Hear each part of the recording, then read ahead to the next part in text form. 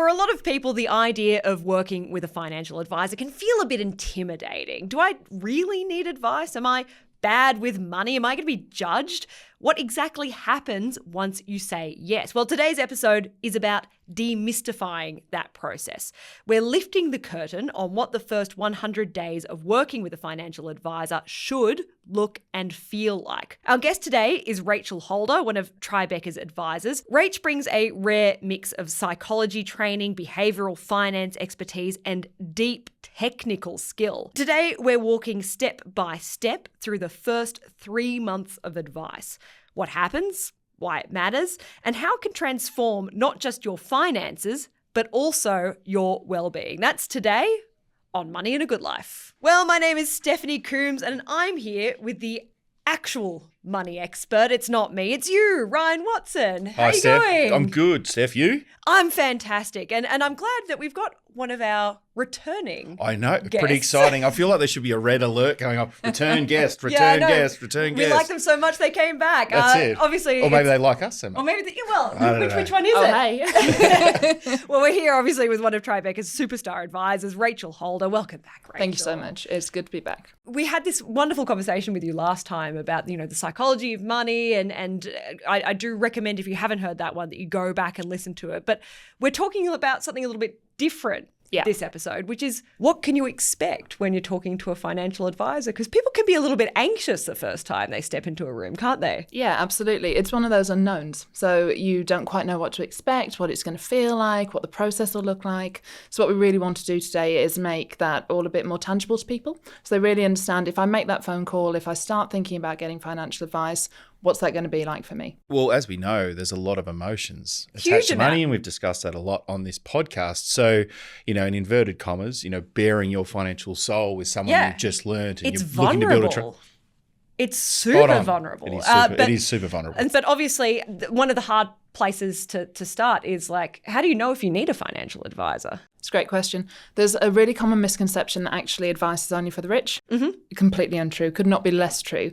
It's really about anybody who's asking questions about their finances. Clients come to us a lot who they're actually doing okay. They're doing all right, but they're just aware that maybe there are things I'm not aware of. I could tweak things. I could be doing this a little bit better. Perhaps they're trying to make some big life decisions at the moment. So something's come up and they're thinking, what's the right decision to take here? Maybe they just think that they want a bit of ongoing support, some coaching. We do work with a lot of people who go through significant life events, Steph, and we have talked about this before. So whether it's divorce, say redundancy or career transition, and also the inheritance piece as well. And Rach is one of our experts at Tribeca around intergenerational wealth as well. So helping families manage money, what's a living legacy, and things like that as well. Yeah. Inheritance is a really big one in terms of the emotional side of it, because I think often that money wasn't generated by you, it was generated by family, you care about it, and people really want to do the right thing. So that's why it's not unusual that that's a time when people come and speak to us.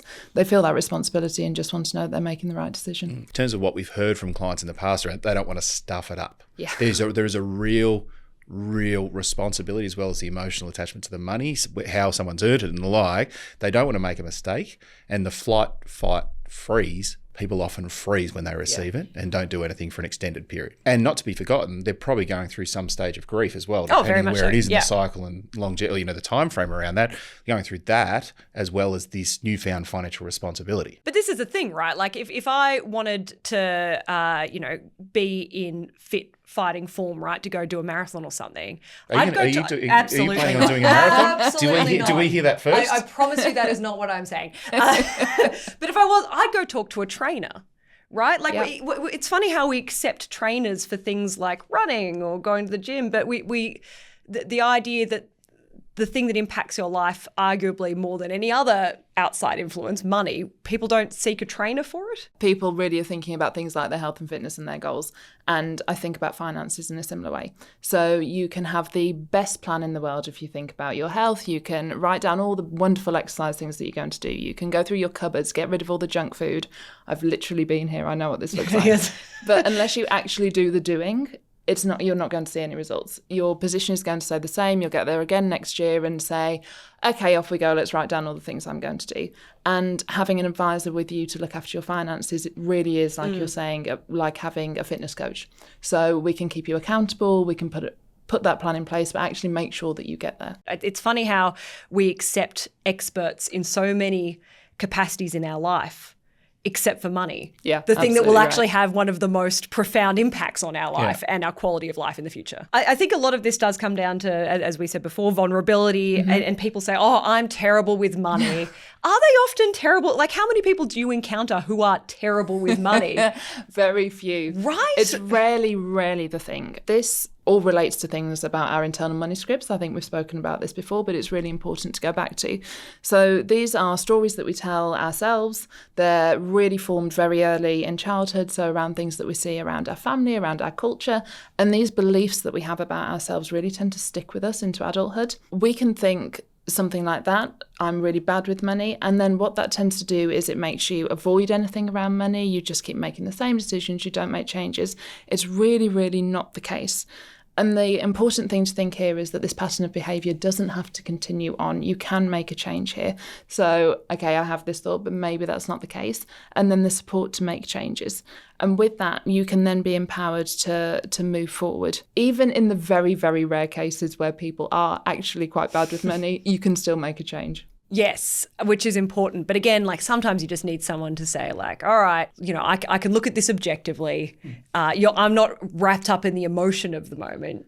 And that helps too. Well, they can help. A financial expert can help interject in terms of that radio frequency around the story you are telling yourself to help you create a new script. I had a client who said exactly this thing. So she came and sat with us and said, I am really terrible with money. I really don't know what to do here because I'm just not good with it. It's not my thing. And we explored it with her a little bit and actually found out that she grew up in a household where there wasn't a lot of security around money at all. Both of her parents were spenders.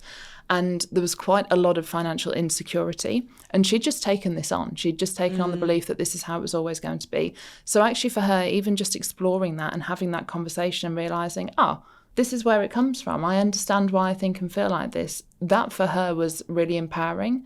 And she then realised that she got the power to change that. What I want to do now is actually break down what it is like step by step, like what happens in the first month. And we're kind of going into that a little bit, I think. A look under the bonnet, if you will. Yes, exactly. So there are no surprises. If you're actually wondering what it's going to be like, to be a little bit less afraid of the process, right? Makes so sense. we're going to break this down into the first month, the second month, the third month, so you know, because there are definite phases. Absolutely. So let's start with the first month.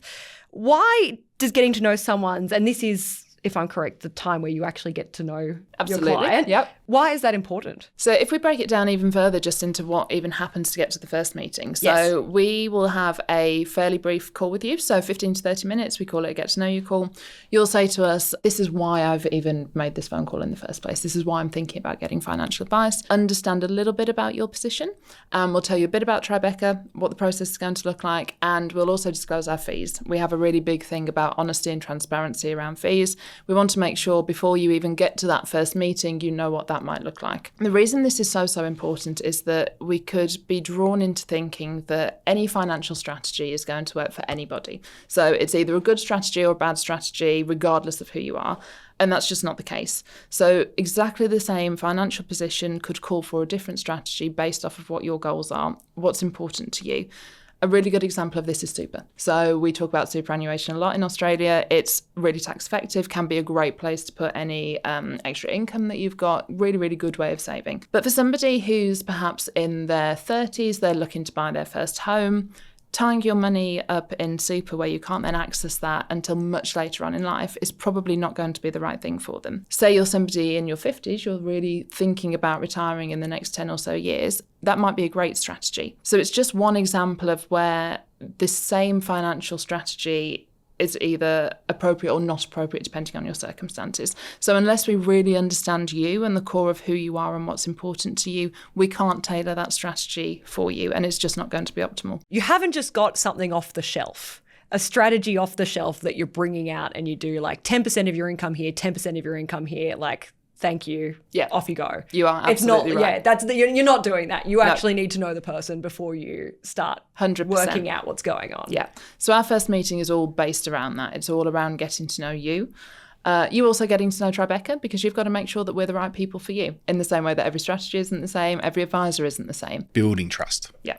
And what sort of things are you exploring in the early getting to know you stuff? Like what kind of questions are you asking and what do you want to find out from people? I get really excited about this because as you really do. I love this about you. My background's psychology. I love getting to know people, to understand people. And I actually think as an advisor, it's a real privilege that we're able to have these conversations with people. We're talking about things that really, really matter to them. So we're asking questions like, where do you want to be living? What does your life look like in 10 years' time? Who's important to you? So who are the people that you want to be spending time with that we need to potentially plan for? You might have parents that you need to be thinking about, children, thinking about any immediate pain points. So there might be something that's stressing you out at the moment. We're asking you to open up and be vulnerable about that.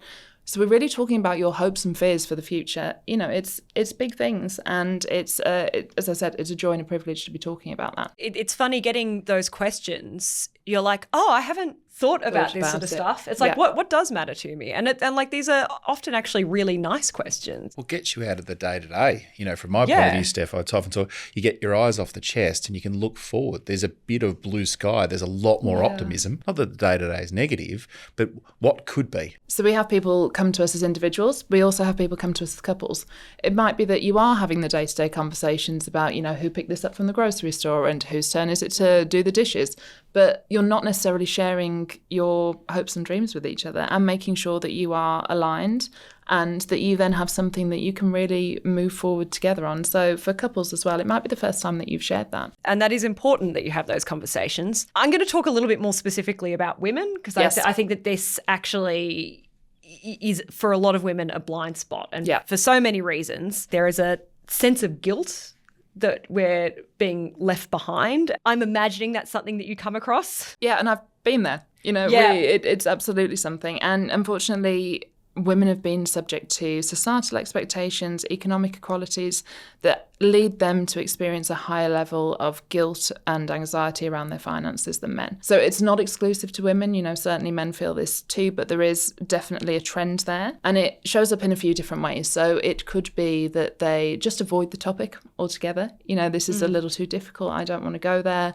They have these beliefs that I'm not good about money. The women that I meet and the women who come to me to talk about their finances are much more capable than they give themselves credit for. Often this really is a limiting belief and there are reasons for it. There's context that's really important here, but generally it's not the case. And what it takes is the opportunity to have support and to reframe that mindset, to know that actually it's valid that you feel that way, but this doesn't need to overwhelm you and stop you moving forward. We also focus at Tribeca a lot on education.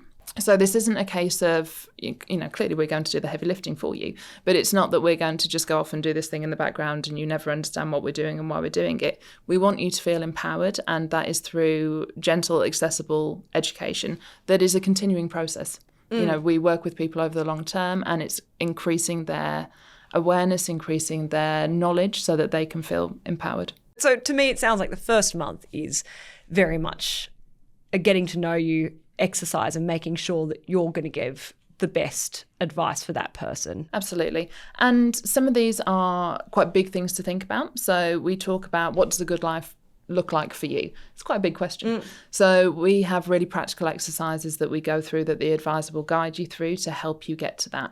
Again, we've talked about limiting beliefs, we've talked about how you feel about your finances, which is hugely important. Again, we have a practical exercise that we can go through with you to help you with that. So this certainly isn't, and you've experienced it, it's not you being thrown in a room and we just say, oh, hey, tell us all your hopes and dreams and what does your good life look like? And or not acronyms, not heavy on the investment side, not all active investing and things like that as well. We're big on educating our clients because the ultimate goal, them feeling confident in life, and financial confidence is one of them. Key thing is having the courage to take the first step. People who know something called the 4 C's model. So it starts with the courage, then you go through a coping, then there's competence, and there's confidence. And you really can't skip those steps. And that done alone is a lot harder than having someone metaphorically stand beside you, help guide you through that process. And like for some people, that'll be the first time that they really think about those, have those conversations. Think about what's possible. Yeah. What's truly possible. And I think that there's a misconception as well with financial advising, that you go to a financial advisor if you just want to make a lot of money. It's like, I have money and I want more money.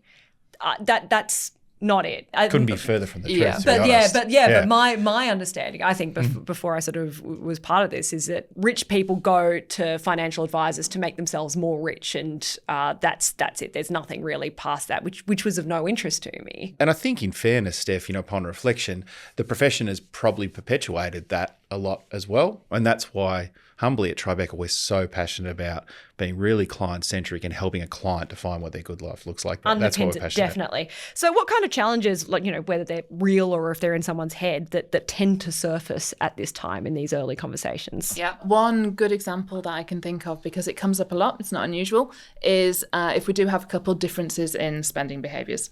So they probably haven't realised why they might be acting in different ways. It can be a real source of frustration. It can be a roadblock to moving forward. I have this at home. So we have a spender and we have a saver. I won't let you guess who's who. Come on. Yes, game show. Yes, Steph. I live my life on spreadsheets, so you can. Yes, Okay. I feel like that's the saver is here.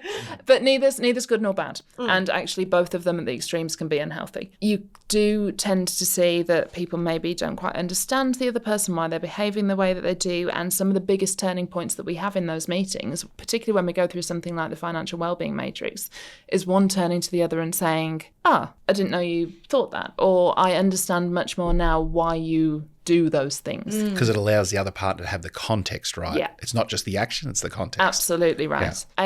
Another thing that we tend to come across a lot, and we've touched on it a little bit already, is just that feeling of being behind. It's really difficult for people to have a yardstick and a benchmark on where they should be.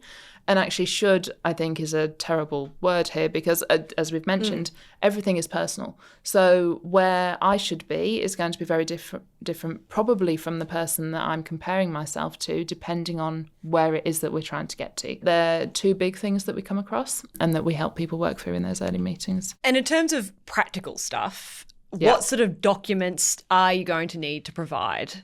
What sort of stuff do you need to get together so you're going to have the information you need to work with someone well? Let's just summarise, I guess, where we've got to so far. So we've had that get to know you call. Mm-hmm. We will then send you a confirmation of our discovery meeting, which is the one that we're talking about now, which is where we start to go through all of this with you. We'll ask you to bring a couple of things to that meeting. One of them will be your ID. So just some photo ID. The reason for that is that we are very highly regulated in financial services for all the right reasons. So this is to do with our anti-money laundering requirements. So make sure you are who you say you are. Mm-hmm. It's to protect people from fraud. Then another thing that we will ask you to bring with you probably is a super statement. So most Australians have superannuation. It can form quite an important part of your financial world. And the other thing that we do is prior to the meeting, we'll actually send you a fact find to fill out. A fact find is essentially an online form, and it's asking for basic information about your personal information, so who you are, who your partner is, if that's relevant, and also some basic information on your finances, so your assets, so maybe your home, if you have one, any investments, cash, things like that, any liabilities, home loan, often a big one, your expenditure and your income. So what we're trying to do there is get some of those hard facts so that we don't have to spend the time getting that from you at the first meeting. We can really maximise the time that we spend with you talking about all the good stuff that we were just speaking about. The form is pretty straightforward. It will guide you through the amount of detail that we need. So it's really designed to give you a great structure of what we need from you and an easy way of capturing that. This was the part I was dreading the most.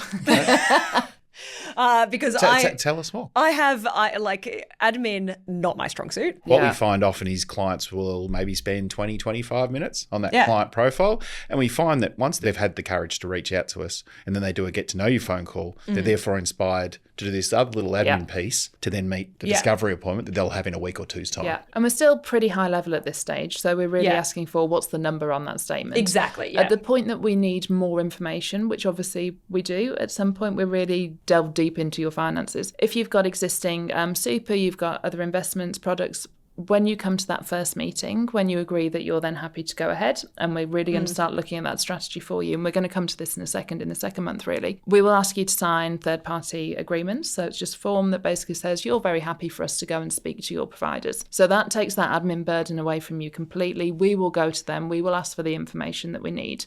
You don't have to do that. So the information that you're having to provide first up is really high level, gives us a general overview of your situation. Once we get into the detail will do that for you. Which is, I mean, for someone like me, invaluable And personally. we have experts that you'd say sit behind the scenes, Steph, that do us. We're very grateful to work with them. Absolutely. They can find the information. Yeah. So let's now move to the second month. You've got the high level information. You sort of know what's going on behind the scenes as well in the person, you know, what they want to achieve, maybe where they're having some emotional roadblocks or whatever with their money. What then happens? How do you move from understanding someone to actually building a plan? So this is where all that analysis starts to take place. And Ryan's already mentioned we have some fabulous people that work with us in our team.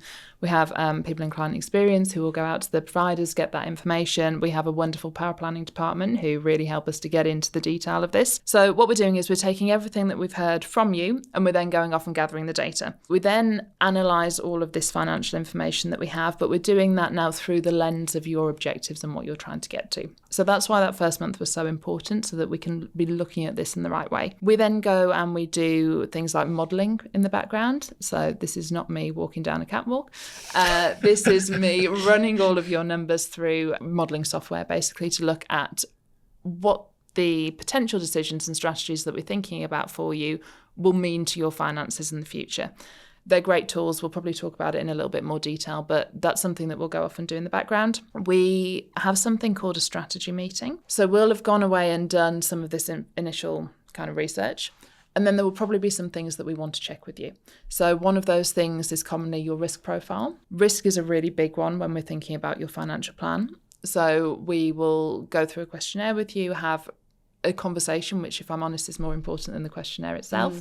So working out how you feel about risk and what kind of risk level we should be looking to take. And it might be that in our initial research, we've uncovered some things that we want to discuss with you, maybe in terms of trade-offs. So perhaps you mentioned as an example that ethical investing might be important to you. So we've gone away and done a bit of research in the background, and we've looked at a couple of funds, and perhaps it's slightly more expensive than a few other options. We'll basically come to you and say, these are the things that we're thinking about. We need your input on X, Y, Z to know what's important to you. That strategy meeting is normally a couple of weeks after the first discovery meeting. So we've gone away, done some work in the background. We'll then have that meeting with you if there's anything we need to fine tune.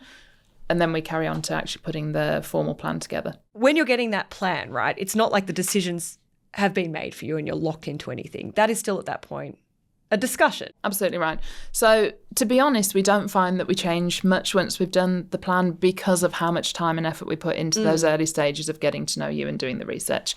But 100% it is not locked in at that point. The way that the stages look, you've got that first month of discovery, you've got then, I would say, the second month of putting the strategy together and then presenting that to you. One of the key things here is that you get a statement of advice. So it's a document that you get that tells you exactly what we're recommending, why we're recommending it, so how this fits with the things that you want to do and how much that costs. So it's really transparent on the fees. We have a meeting with you to go through this. You don't just get shoved a document that you have to read and digest yourself. So you should be able to sit at the end of that meeting and feel that we understand your objectives. You can see how we've got to the strategy that we have. You understand why we're recommending those things, and you feel informed enough to be able to say, yep, comfortable with this. Off you go. You sign at the end of that meeting if you're comfortable with things. And again, things change over time. So this is not a set and forget. And we know that our lives aren't static and that the thing that is right for you now may need tweaking over time. So we can do that moving forward as well. Nothing over the journey, Steph, is obviously locked in. We know that our clients experience, or people experience, a significant life event maybe once every 36 months. So birth, death, marriage, divorce, or something like that. So the plan starts, but the power of having a trusted advice relationship is when life changes, the advisor can help you change course as well. Nothing stagnant. This is also such a technical part of the job, right? Yeah. Like you're doing a tricky job because you're having to manage a personal relationship, but then you also have just some hard maths and some hard technical. How do you manage to keep both of those things afloat? Yeah, I mean, they're both fundamentally important to what we do. And I think that at Tribeca, you probably hear us talk a lot about the qualitative stuff because it's the things that people don't immediately think about when they think about a financial advisor. And we know the benefit of that and how important it is. So we want to educate people on that. We need to have the technical skill. There's no good coming to us and then just walking away feeling good. Yeah. Feeling nice about things. You want to know that actually it's going to make a difference to your finances. Yeah. It's a little bit of a juggling act, but I think that the quantitative and the technical stuff is the things that actually, whilst clients might not understand all of the detail initially, they do understand that that's the key part of our job. That's the thing that they really expect of us, and we don't have to explain away as much as the other bits and pieces. And there are things that we have to go through to make sure that we are technically competent. I think this is really important for people if they are looking at getting financial advice, because there are a couple of things that it's good to understand. We're a highly regulated industry, and we should be. You know, we've talked about the trust that you're placing in a financial advisor. You want to know that somebody is competent, that they're qualified, that they are meeting certain ethical standards, and that's absolutely what we have to do. There are a few things that you should be considering when you're picking an advisor. But the absolute baseline is that they're authorised to give financial advice. You can just literally go online, Google financial advisor register. You pop in the name of the person that you're talking to, and it will show you whether they're signed off to give financial advice. That's such an absolute basic, but I think that it gives people comfort seeing that. Mm-hmm. There's also more guidance on that website. It's very good in terms of the things to think about when you're looking at an advisor. It's not just that you're heavily regulated. You also are legally required to act in a client's best interest too. Yep. Absolutely. So this is part of the Corporations Act. We're regulated by ASIC. It's written in there. It's actually written in our code of ethics as well. It's absolutely fundamental to everything that we do that we are acting in the client's best interests. What that actually means in practice is that we put the client's needs, their goals, their circumstances ahead of our own and anybody else's, and that we're making sure that any recommendation that we make does genuinely move them forward in terms of their financial well-being. With the modelling, you can help visualise it too, which is useful for some people as well. So it's not just words you can see on a chart where they are or where they're going to be. 100%. And it helps you plot out your future too. The modelling's fabulous. So one of the key reasons that people do come to us is they might be trying to make a decision, or decisions come up in time. You know, as Ryan mentioned, we have life changes. There can be opportunities that present themselves that are really positive things. There could be, you know, some harder things that we have to deal with. And what we often find is that people think, I would love to do X, Y, Z, or I think I want to do this, but I don't know what it looks like. And then we reach decision paralysis and we do nothing because it's hard. It's really hard to move forward when you don't feel like you've got the information that you need to make an informed decision. There's a couple of different ways that it works. It can show us how the decisions and the changes that we make will impact asset values over time. It can also show us what your cash flow looks like year to year. So one that I found coming up a lot recently, maybe it's cost of living. I think people are thinking about things like this a lot at the moment, is we're having a lot of clients come to us who are maybe thinking about starting a family. I had some recently, so they were thinking about starting a family in a couple of years and they ideally wanted to have 2 children. And they just weren't certain how the reduced income for one of them was going to impact them, whether they would actually be able to meet their financial obligations, whether this was going to put stress on them that actually they couldn't quite cope with. So what we did was we ran the numbers, and it actually showed them that they were absolutely able to cope through those years of reduced income. But what they did need to do was make sure that in the next couple of years, they captured their surplus income. And what I love at picking up a couple of points here as well, Rach, is advised clients are making informed decisions, Steph. Yep. Not just what someone else is doing or someone else's life, or I'll wing in a prayer. They're making an informed decision. A picture speaks 1,000 words. Yep. It makes a lot of sense when it's presented on one page. Rather than just being taken by surprise and being like, oh, we're which really then pinched. gives you the financial confidence to be able to go and do it. So we talked about those 4 C's. You then have the confidence to go off and do it. It's confidence and it's motivation. And they knew exactly what they needed to do, and this could deliver the thing that was hugely important to them. You know, it's huge. It's family. It's family. It's enormous. Yeah, it's your why. Modelling sounds very numbersy, but actually, you're right. You get these visuals, and you can then use that to make informed decisions. Yeah, that will actually materially change your life forever in very big ways. Well, I know we've discussed it on our podcast multiple times before, Steph, but things that are important to people, family, friends, holidays, hobbies and experiences, people go to an advisor because that's what I want. How can you financially show me that I can live that life? Yeah. That's the thing. And what are the reactions that you get from clients when you show them the plan? Honestly, it's often a mix of relief and excitement, Oh, which that's is nice. fabulous, right? We're really lucky to be able to see this with people. So relief, I think, because they've done something about this and they can see a way forward. Another client that I really had this with, and it had a huge impact for her, was a lady who, she was in her mid-40s. She'd recently been divorced. When we first met, she was actually still very much going through the emotional side of that, and she was hugely overwhelmed in terms of her finances. It was not an uncommon circumstance where her husband had looked after the money in the time that they'd been together. She said when she saw the plan, she hadn't been able to imagine a time where she would feel empowered and confident about her financial situation moving forward.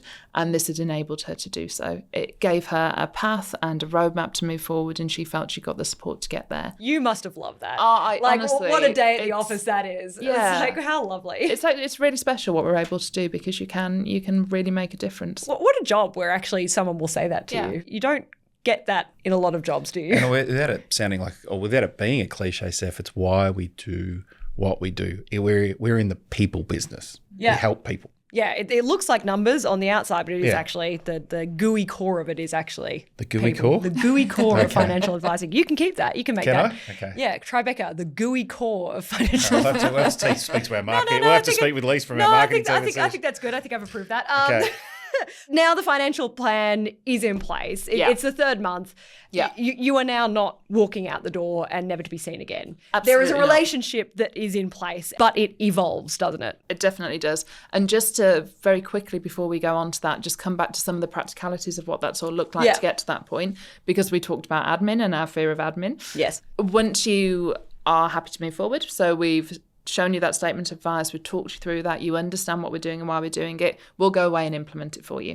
So I'm still yet to have anybody come to me and say, my good life is doing life admin. We've sorted the paperwork for you. There'll be a few things that you need to read through and sign, but we'll then liaise with the providers. If we need to set up accounts, if we need to move things, we'll do all of that for you in the background. And then you're absolutely right. We then move into a new phase, which is really built upon the foundation that we've made in the first couple of months. So building that trust, understanding you, and then we move into what we call an ongoing advisor relationship. So it's really a partnership between us and the client, where we are there as their trusted advisor moving forward. So I think that sometimes we can think that financial plans are a bit of a set and forget. And I think it's because it's easier for us to understand what we're doing in those early stages. You know, it feels quite tangible in terms of we talk to you, we look at your finances, we make some changes. And, you know, a lot of plans need some kind of behavioural change. Even when we know the right thing to do, we have habits, we have biases and things that maybe stop us doing that. And there are some really key ones that we see a lot. So it might be sticking to weekly transfers that we've agreed for your fund spending. It could be completely the opposite. It could be that you're in retirement and we've talked to you about what's important and meaningful to you. And actually you need to spend a bit more money to do that. And you're able to do it. We've given you the confidence that you can do it. But you've been very careful with your money all of your life, and it's hard for you to do that. There's behavioural change that people need to go through, and we're there to coach them through that. There are decisions and situations that are going to come up that mean that we need to either make adjustments, or we need to go through that process again of reviewing, giving you confidence, showing you what things could look like. And just to expand upon that, Rach, you know, those life, you know, I've touched on the past around inheritance and redundancy and the like, but if I'm thinking practically, it's private versus public school. It's kids finishing at private school.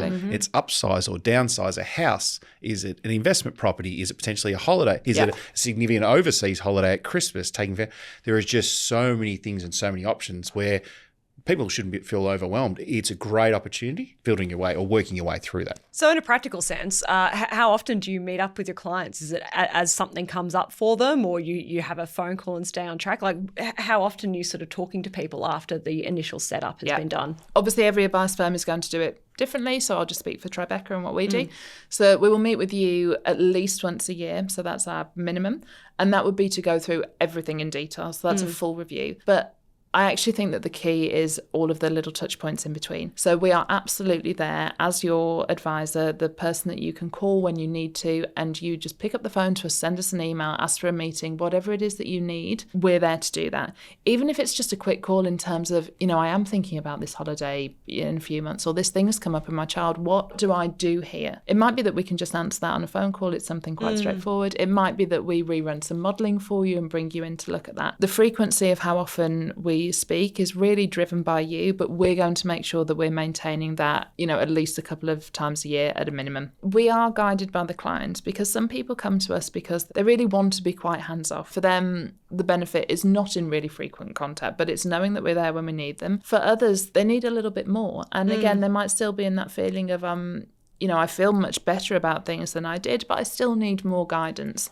It just depends. What happens if someone is actually really struggling with the behavioural changes that you need to do? How can you come in? Do you give more advice? What's your strategy? I think the first thing is that we're non-judgmental about it. So we're here to be your support, and we're absolutely in your corner. We want you to succeed. And we also really understand that behavioural change is a process. What we do find is that people who have a coach, a support, who have accountability, they have regular check-ins, make more consistent progress than people who are just left to do something on their own. So it's that knowledge that actually somebody is tracking your progress, tracking your behaviours, they're checking in on you. We're just better when we're held, to be accountable for things. Fair to say as well, Rach, if people are struggling with potentially some financial behavioural change, we would anchor back to what their goals are. And that's why it's really important that their goals are in their words, both short, medium and long term. This is why you'd have such an advantage though, Rach, because you've got a psychology background too. So this is your wheelhouse, tricks and things that might pull people back onto the road that they want to actually be on. Yeah, absolutely. And I think that we're really lucky at Tribeca that we have advisors who really do understand and care about people. And we put a lot of time into doing research on things like the psychology behind money and how we think about things and our behaviours, so that we can try and help, because we know and we've seen, and I think that it's been a thing of the advice industry in the past, that people can just be given a plan and off you go. And actually, if that doesn't deliver any change, you haven't really helped anybody. I love a stat, Steph, so I'll bring one out. But I think there's about 1 in 20 Australians that currently receive financial advice, but there's a lot more that need it. We're trying to close that gap. I mean, and it's important, now more than ever. You do have to be careful where you get your advice, right? Some people are just going to Instagram and listening to reels and thinking that something's a sure thing. We get that feedback a little bit. Yeah. I've got a mate who... You've always got a mate. I've always got a mate. I've got a lot of stories. Speaking for a friend. I'm not going to name names, but I have a friend who took financial advice from someone at their gym. So someone was like, he had a sure thing, and it was on cryptocurrency. Okay. It's like, you got to buy. It's about, I know your face. Sorry.